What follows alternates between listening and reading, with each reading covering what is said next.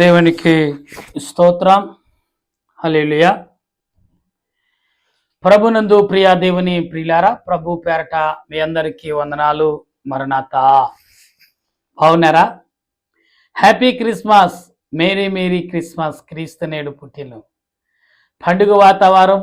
అప్పుడే మరి 15 రోజుల్లోకి వచ్చేసాం. ఇంకా మన మధ్యన ఎన్ని రోజులు ఉన్నాయి? 10 రోజులు మాత్రమే ఉంది.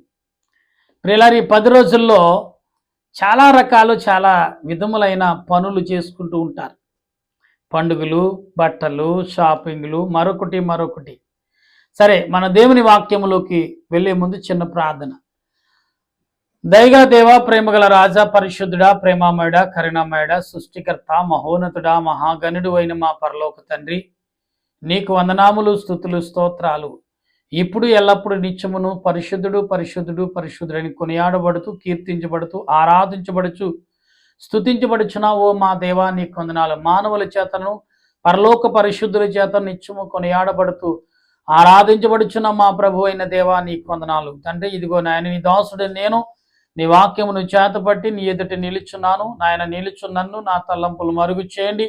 నీ వాక్యముతో నీ బిడ్డలను బలపరచండి. ఎవరి ఎదుటైతే నన్ను నిలిపావో వారితో నీవే మాట్లాడండి. ఎందుకంటే నేను మాట్లాడితే ఎవరికి అర్థము కాదు, నా జ్ఞానం సరిపోదు.